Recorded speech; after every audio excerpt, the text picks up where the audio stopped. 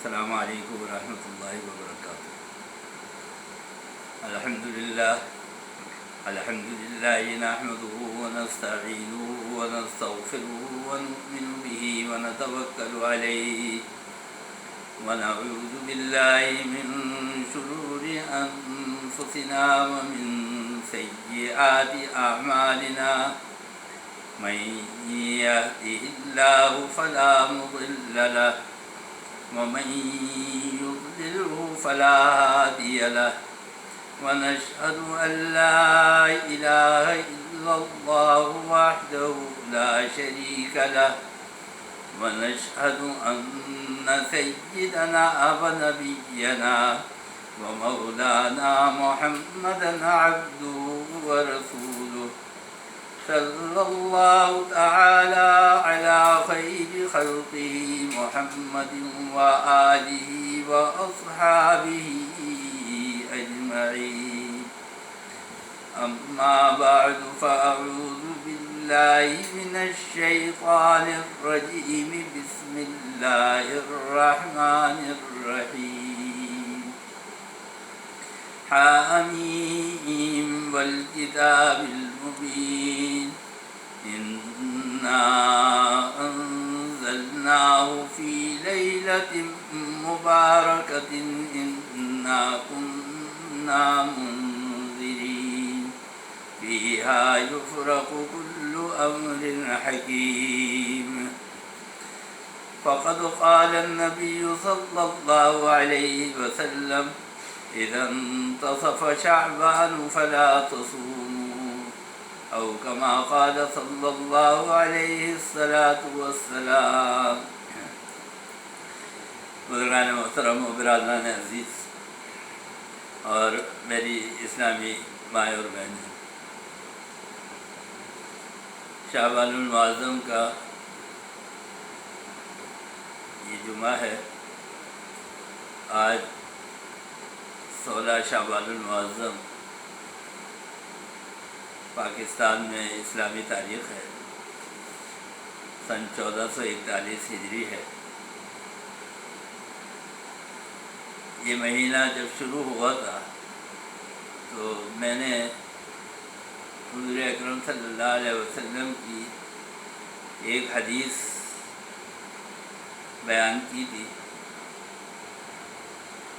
آپ صلی اللہ علیہ وسلم نے فرمایا کہ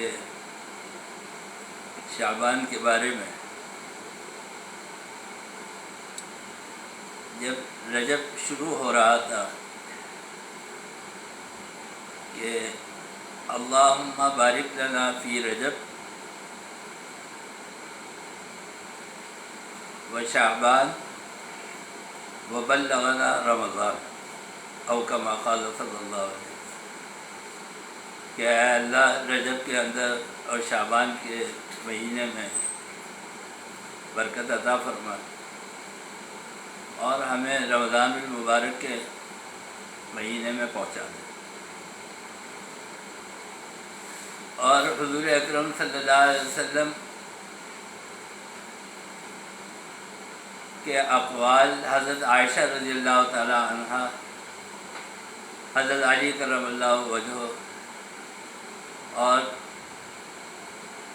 بہت سے صحابہ سے منقول ہیں کہ سرکار دو عالم صلی اللہ علیہ وسلم جتنے نفلی روزے شعبان کے مہینے میں کثرت سے رکھتے تھے کسی اور مہینے میں نہیں رکھتے. اور کبھی کبھی آپ نے شعبان کے پورے مہینے بھی روزے میں گزارے. اور حضور اکرم صلی اللہ علیہ وسلم کے جانثار صحابہ کے اندر بھی یہ جذبہ موجود تھا جن کی وجہ سے دین آج ہم تک پہنچا، کہ وہ عبادتوں کے اندر اور پیروی سنت رسول صلی اللہ علیہ وسلم کے اندر ایک دوسرے سے سبقت لے جانے کی کوشش کرتے ہیں. اور وہی چیز اولیاء کرام کے اندر بھی ہوتی ہے کہ وہ کوشش کرتے ہیں کہ زیادہ سے زیادہ نیکیاں جمع کریں۔ ایک بزرگ کا واقعہ لکھا ہے کہ گھر کے اندر بیٹھے ہوئے تھے، ایک آواز سنی، کسی چھاپڑی والے نے آواز لگائی کہ 1 درہم کی 10 خیار۔ فوراً پہنچے اور پہنچ کر چھاپڑی والے سے کہا کہ بھائی مجھے 10 خیار چاہیے۔ 1 درہم دیا، اس نے 10 ککڑیاں اٹھا کے دے دی۔ کہہ رہے استغفر اللہ، میں تو سمجھا تھا کہ خیار نیکیوں کی جمع ہے، خیر کے معنی آتے ہیں نیکی، اور شاید نیکیاں بک رہی ہے تو اس لیے میں لینے آیا تھا، مجھے ککڑی نہیں چاہیے، میں تو نیکیوں کے حرص میں آیا تھا۔ پتہ چلا کہ یہ خیال جو ہے خیر کی جمع، نیکیاں اس سے مراد نہیں تھی، بلکہ فارسی میں خیال ککڑی کو کہتے ہیں۔ ایک بزرگ کا واقعہ لکھا ہے کہ کشتی میں سفر کر رہے تھے بحری جہاز کے اندر، تو دیکھا کہ قریب سے ایک لانچ گزر رہی ہے اور اس لانچ کے اندر بیٹھے ہوئے ایک آدمی کو چھینک آئی اور اس نے چھینک کر کہا الحمدللہ۔ انہوں نے فوراً اپنے لانچ والے سے کہا کہ بھائی ذرا اپنی کشتی کو اس کشتی کے ساتھ لگا دو اور میں تمہیں 1 درہم دوں گا۔ وہ گئے، اس کشتی والے کی کشتی میں سوار ہوئے، لانچ والے نے کشتی دوسری لانچ کے برابر میں لگا دی۔ یہ گئے اور جا کر انہوں نے اس شخص سے جسے چھینکنے پر الحمدللہ کہا تھا، کہا کہ یرحمک اللہ، اور لانچ والے کو 1 درہم دے دیا۔ میں یہ بتا رہا تھا کہ حضور اکرم صلی اللہ علیہ وسلم کے جانثار صحابہ نیکیوں کے حریص تھے، اسی لیے حضور اکرم صلی اللہ علیہ وسلم نے فرمایا کہ اللہ تعالیٰ تمہاری نیتوں کو دیکھتا ہے، تمہارے اعمال کو نہیں دیکھتا ہے۔ اور صحابہ اکرام رضوان اللہ تعالی علیہم اجمعین، ان اللہ صورکم و اعمالکم، اللہ تعالیٰ بے شک تمہارے، ان اللہ لا صورکم ولا اعمالکم، اللہ تعالیٰ تمہاری صورتوں کو نہیں دیکھتا، تمہارے اعمال کو نہیں دیکھتا، منیاتکم، اللہ تعالیٰ تمہاری نیتوں کو دیکھتا ہے۔ ایک صحابی انہوں نے یہ سوچا کہ میں رات کا اتنا وقت سونے میں ضائع کر دیتا ہوں اور اللہ کی عبادت سے محروم رہتا ہوں، دن میں اپنے روزگار کے اندر لگا رہتا ہوں، تو اللہ کے لیے تو مجھے وقت ملتا ہی نہیں سوائے فرائض اور واجبات کے۔ تو وہ جنگل میں چلے گئے اور جا کر اپنے آپ کو رسیوں سے بندھوا لیا۔ حضور اکرم صلی اللہ علیہ وسلم کو پتہ چلا تو حضور اکرم صلی اللہ علیہ وسلم تشریف لائے اور صحابی سے فرمایا کہ تمہارے جسم کا اور تمہارے گھر والوں کا بھی تمہارے اوپر حق ہے، لہذا تم ان کا حق بھی ادا کرو۔ میں یہ بتا رہا ہوں کہ جذبہ ایسا تھا، نیکی کرنے کا جذبہ تھا، تو صحابہ کرام بھی نیکیاں کرتے تھے، اولیاء اللہ بھی ان کی پیروی کرتے تھے۔ تو جو اولیاء اللہ ہیں، جو بزرگان دین ہیں، جو اللہ کے نیک بندے ہیں، وہ نماز کے اندر نفلوں میں بھی کثرت کرتے ہیں اور نفلی روزوں کے اندر بھی کثرت کرتے ہیں۔ تو بہت سارے حضرات کا، اولیاء اللہ کا، بزرگان دین کا، اللہ کے نیک بندوں کا یہ معمول ہوتا ہے کہ وہ کثرت کے ساتھ اس مہینے میں بھی حضور اکرم صلی اللہ علیہ وسلم کی پیروی میں روزے رکھتے ہیں، کیونکہ حضور اکرم صلی اللہ علیہ وسلم ہی کی پیروی کا نام دراصل اللہ کی اطاعت ہے، اور اللہ کی اطاعت ہی دراصل دین اسلام ہے۔ خلاف پیمبر کسے راہ گزیر کہ ہرگز و منزل نہ خواہد رسی۔ اگر اللہ اور اس کے رسول کے طریقے کے خلاف ہم چلیں گے، اگر ہم اللہ اور اس کے رسول کی زندگی کے خلاف اگر ہم اپنی زندگی کو ڈھالیں گے تو ہم منزل پر نہیں پہنچ سکتے۔ تو چونکہ صحابہ کرام رضوان اللہ تعالیٰ علیہم اجمعین حضور اکرم صلی اللہ علیہ وسلم کی سنت کی کثرت سے پیروی کرتے تھے، تو لہذا حضور اکرم صلی اللہ علیہ وسلم نے ایک حدیث ارشاد فرمائی۔ آپ کا قول ہے، قال قال رسول اللہ صلی اللہ علیہ وسلم اذا انتصف شعبان فلا تصوم۔ فرمایا کہ جب شعبان کا مہینہ آدھا ہو جائے تو روزے نہیں رکھنا۔ اب جو روزے رکھ رہے تھے نفلی روزے، یہاں پر نصف شعبان پر ان روزوں کو روک دو، روزے رکھنا چھوڑ دو۔ حضرت امداد اللہ مہاجر مکی رحمۃ اللہ علیہ فرماتے تھے، فرمایا کہ یہ نفس اتنا بڑا شیطان ہے کہ جب میں کثرت سے روزے رکھتا رہتا ہوں تو میرا نفس اس کا عادی ہو جاتا ہے اور مجھے محسوس ہی نہیں ہوتا کہ میں روزے رکھ رہا ہوں۔ لہذا فرماتے تھے کہ جب میرا نفس اس بات کا عادی ہو جاتا ہے تو اب روزے میں جو رکھ رہا ہوں یہ اپنی عادت کی وجہ سے رکھ رہا ہوں۔ فرمایا کہ اب میں روزوں کا سلسلہ منقطع کر دیتا تھا تاکہ نفس کو روزے نہ رکھنے کے اوپر شاق گزرے، تکلیف پہنچے۔ تو حضرت امداد اللہ مہاجر مکی رحمۃ اللہ علیہ فرماتے تھے میں روزہ رکھنا چھوڑ دیتا تھا، کیونکہ مقصد تو اللہ کی رضا ہے، اور اگر روزے رکھتے رکھتے اگر میرا نفس جو ہے وہ خوش ہونا شروع ہو جائے، نفس پھولنے لگے، تو بس انسان کے اندر تکبر آ جاتا ہے، فرعونیت آ جاتی ہے۔ فرمایا کہ نفس ماہم کم ترز فرعونیس، نفس ماہم کم ترز فرعونیس، لیکن پورا ما پورا عنیس۔ اس نفس کو دبا دو اور اس نفس کو تکلیف پہنچاؤ۔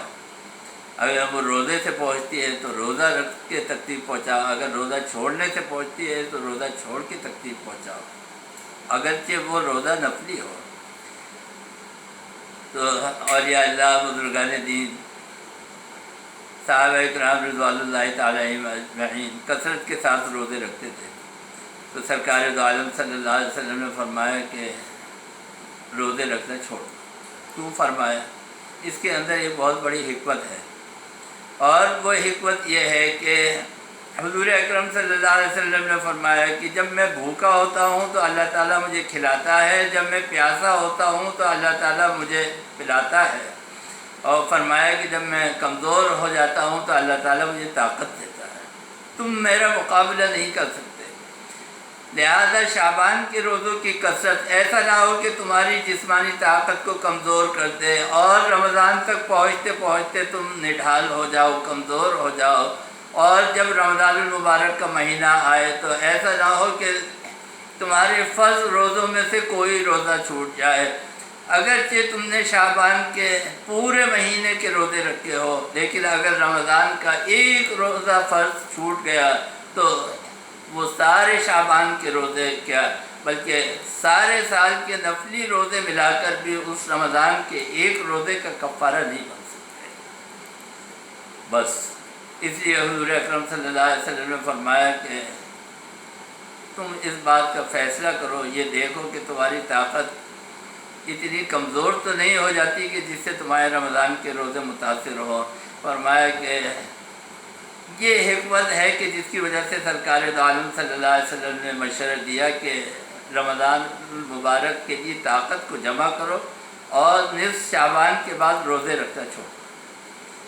لیکن یہ مشورہ ہے سرکار دو عالم صلی اللہ علیہ وسلم کا، حکم نہیں ہے. اگر کوئی شخص یہ محسوس کرتا ہے کہ اس کے اندر اتنی طاقت، اتنی انرجی ہے کہ وہ روزے رکھ سکتا ہے شعبان کے مہینے میں بھی اور رمضان کے مہینے میں بھی، تو وہ شعبان کے مہینے کے روزے بھی رکھ سکتا ہے. حضور اکرم صلی اللہ علیہ وسلم کے ایک صحابی ہے حضرت مغیث رضی اللہ تعالیٰ عنہ، اور ان کی اہلیہ ہے حضرت بریرہ رضی اللہ تعالیٰ عنہ. حضرت بریرہ رضی اللہ تعالیٰ عنہ بہت خوبصورت ہے، اور حضرت مغیث یہ گندمی رنگ ہے، کالے ہیں.